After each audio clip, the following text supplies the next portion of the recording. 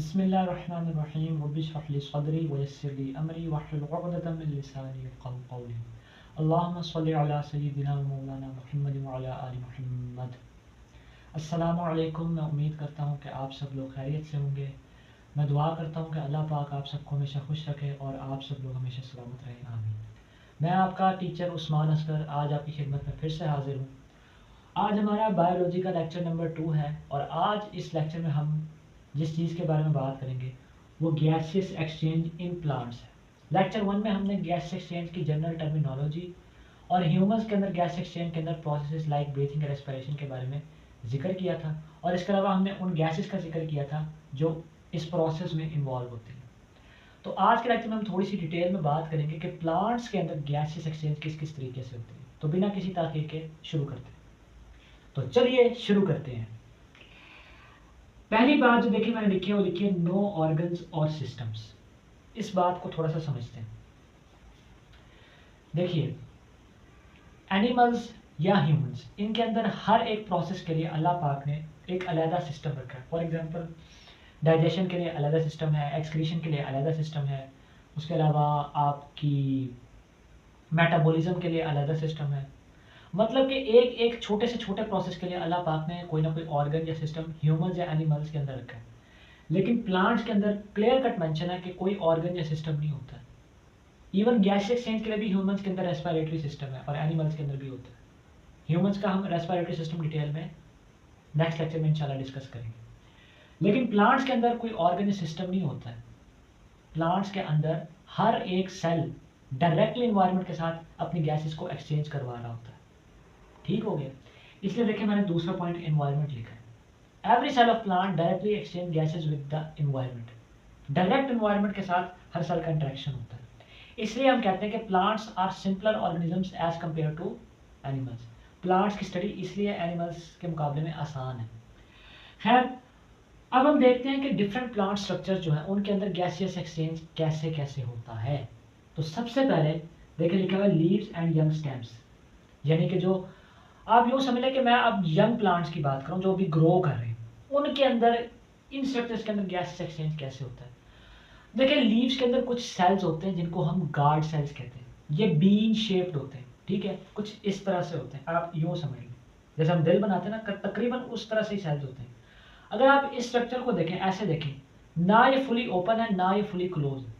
अगर आप इस मार्कर से कंफ्यूज हो रहे हैं तो इससे कंफ्यूज होने की जरूरत नहीं है। ये वैसे ही मैंने पकड़ा तो ये आप इसको ना समझें, आप सिर्फ हाथ पे गौर करें। अब जरा सोचिए कि गार्ड सेल्स के अंदर कुछ सुराख है जिनको हम स्टोमेटा कहते हैं। देखिए मैंने लिखा है stomata in epidermis of leaves, यानी कि गार्ड सेल। लीव्स के अंदर गार्ड सेल्स होते हैं। एपिडर्मिस जो होती है वो स्किन होती है जो लीव के ऊपर भी होती है, अपर एपिडर्मिस, और नीचे भी होती है लोअर एपिडर्मिस। स्किन को ही एपिडर्मिस कहते हैं। इनके अंदर कुछ ओपनिंग होती है स्टोमेटा जिनके थ्रू गैसेस एक्सचेंज होता है। अब सोचने की बात, जैसा कि मैंने कहा, क्या है गार्ड सेल्स फुली ओपन या फुली क्लोज क्यों नहीं होते। फुली क्लोज हो जाएंगे तो आप कह सकते हैं कि हाँ, अगर बंद हो जाएंगे तो फिर तो सुराख भी बंद हो जाएंगे और गैस एक्सचेंज नहीं होगा, यानी स्टोमेटा भी क्लोज हो जाएंगे। लेकिन फुली ओपन क्यों नहीं है भाई? जाहिर है फिर तो और ज़्यादा अच्छी बात होगी कि गैस एक्सचेंज ज़्यादा हो रहा है, लेकिन ऐसा नहीं होता। उसकी वजह क्या है? क्योंकि अगर फुली ओपन हो जाएंगे तो आपका जो प्लांट के अंदर पानी है वो भी एवापोरेट होना शुरू हो जाएगा और प्लांट्स ड्राई हो जाएंगे। इसलिए दिन में जब शदीद गर्मी हो और ख़ास तौर पर रात का टाइम तो आपकी जो गैसेस एक्सचेंज है वो स्लो डाउन हो जाती है। ठीक है। अच्छा, दूसरे नंबर पर मीजोफिल सेल्स की अगर हम बात करें तो मीजोफिल सेल्स क्या होते हैं? ये लीव्स के अंदर के सेल्स होते हैं, इनर सेल्स ऑफ लीव्स। इनके अंदर छोटी छोटी एयर स्पेसेस मौजूद होती हैं, बिल्कुल छोटे छोटे छोटे छोटे पोर्स मौजूद होते हैं, बहुत ही माइन्यूट किस्म के पोर्स होते हैं। नोट, स्टोमेटा भी छोटे छोटे पोर्स ही होते हैं, लेकिन वो फिर भी हमें माइक्रोस्कोप के नीचे फील हो जाते हैं, नज़र आ जाते हैं कि हाँ यार ये पोर्स हैं। लेकिन एयर स्पेसेस तो इतनी छोटी होती हैं कि उनके थ्रू भी इवन गैस एक्सचेंज हो जाता है। इसलिए मैंने कहा था कि every cell of plant directly exchange gases with the environment. I hope आपको समझ आ गई होगी। Now coming towards woody stems and mature roots, यानी जो बड़े प्लांट्स होते हैं उनके अंदर क्या होता है। आपको पता है कि प्लांट बड़ा होकर ट्री बन जाता है और जैसे वो ट्री बनता है उसके अंदर जो वुडी टेक्सचर होता है, जो लकड़ी का वाला मादा होता है, वो ज़्यादा आ जाता है। लकड़ी आपने देखा होगा दरख्त के नीचे जब आप दरख्त पे चढ़ते हैं तो ऐसे एक लेयर सी बन जाती है, पूरी मोटी सी लकड़ी की लेयर बन जाती है, उसको हम बार्क कहते हैं। और बार्क को उर्दू में हम छाल कहते हैं। वैसे तो बार्क का एक और भी मतलब है, ज़ाहिर है आप लोग जानते हैं उसका क्या मतलब है, I hope you know well. बहरहाल ये एक फन एलिमेंट था। तो बार्क जो होती है, छाल उसको कहते हैं। ये समझे आप, पौधे की खाल होती है, दरख्त की खाल होती है, सॉरी पौधे की खाल नहीं होती, दरख्त की खाल होती है। इसके अंदर भी छोटे छोटे पोर्स मौजूद होते हैं जिनको हम लेंटिसेल्स कहते हैं। इसके थ्रू गैस एक्सचेंज होती है। यानी आप ये ना सोचे कि स्ट्रक्चर सख्त हो गया तो आप तो कोई गैस एक्सचेंज का कॉन्सेप्ट ही नहीं होगा, लेंटिसेल्स के थ्रू होगा। तो ये तो स्ट्रक्चर वाइज हमने बात कर ली कि गैसेस का एक्सचेंज कैसे कैसे होता है। अब देखते हैं कि टाइम वाइज क्या सिनेरियो है। सिनेरियो मीन्स कि क्या सिचुएशन है। तो पहले देखिए मैंने लिखा है डे टाइम। डे टाइम में प्लांट्स में क्या होता है। सबसे पहले आप ये बात याद रखें कि प्लांट्स के अंदर डे टाइम में 2 प्रोसेसेस चल रहे होते हैं, फोटोसिंथेसिस, रेस्पिरेशन। फोटोसिंथेसिस आपने 5 या 6 क्लास में पढ़ा होगा या इवन 8 में भी पढ़ा होगा कि क्या है, manufacture of plants food in presence of light. Plants अपनी फूड खुद बनाते हैं, इंसान नहीं बना सकते, इसलिए हम प्लांट्स को प्रोड्यूसर्स भी कहते हैं। याद आया।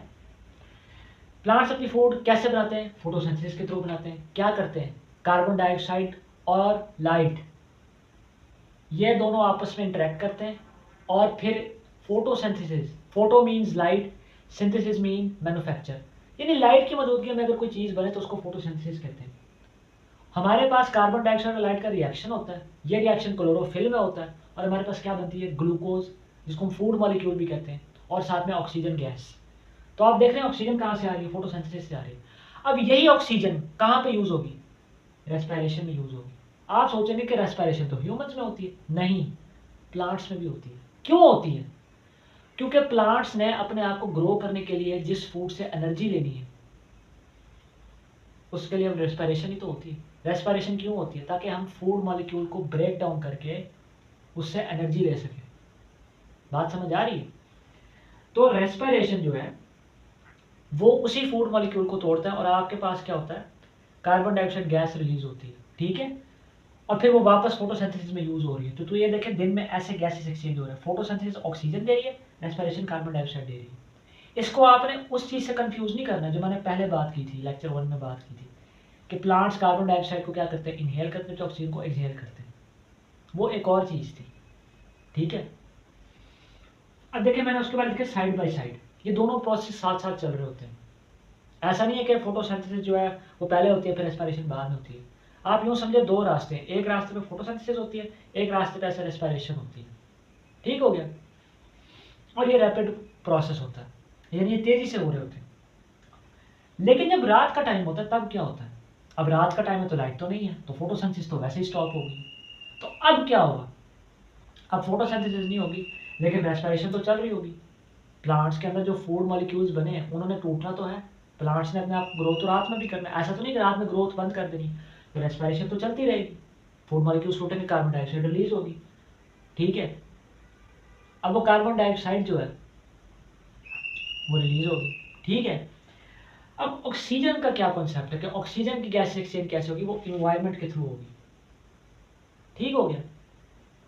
ऑक्सीजन जो है, जो ऑक्सीजन है वो इन्वायरमेंट के थ्रू एक्सचेंज होगी इन प्लांट्स एट नाइट। अब देखें मैंने अगली बात लिखी है कि ये स्लो प्रोसेस है। ऐसा क्यों है, उसकी वजह है कि रेस्पिरेशन हो रही है, फोटोसिंथेसिस तो नहीं हो रही है, तो इसलिए प्लांट की ग्रोथ जो है वो रात में स्लो होती है।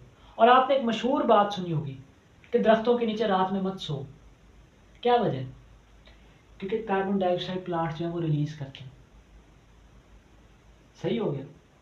और ऑक्सीजन जो है वो इन्वायरमेंट से लेते हैं, भाई जाहिर है उन्होंने लेनी ऑक्सीजन भी तो लेनी है ना, इसलिए मैंने कहा था इन्वायरमेंट से उनका गैस एक्सचेंज ऑक्सीजन के थ्रू होता है, ठीक है।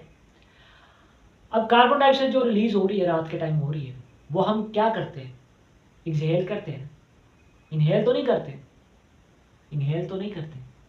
तो जब हम नीचे सोएंगे, दरख्त के नीचे सोएंगे तो हम कार्बन डाइऑक्साइड को इनहेल कर रहे होंगे, तो हमें इसलिए सांस का इशू होगा। इसलिए ये मशहूर बात वाकई हकीकत है, लेकिन इसकी साइंटिफिकली ये रीज़न है।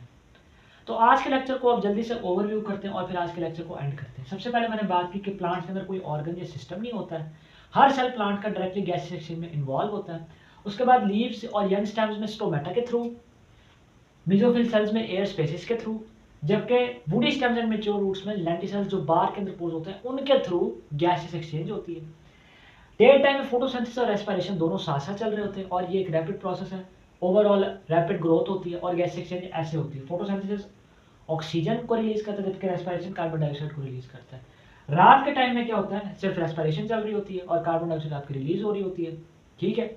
जबकि इन्वायरमेंट जो है वहां से ऑक्सीजन का गैस एक्सचेंज होता है और ये स्लो प्रोसेस है। तो आई होप आज का लेक्चर आपको अच्छे से समझ आ गया होगा। अगले लेक्चर में इंशाल्लाह हम ह्यूमन के रेस्पिरेटरी सिस्टम को थोड़ा डिटेल में डिस्कस करेंगे और मैं दुआ करता हूँ कि आज का लेक्चर आपको इतना अच्छे से समझ आ जाए कि आपको दोबारा इसको देखने की भी ज़रूरत ना पड़े। इस दुआ के साथ कि ज़िंदगी रही तो दोबारा मुलाकात होगी। मैं आपसे इजाज़त चाहूँगा। इंशाल्लाह सी यू सून। अल्लाह हाफिज़।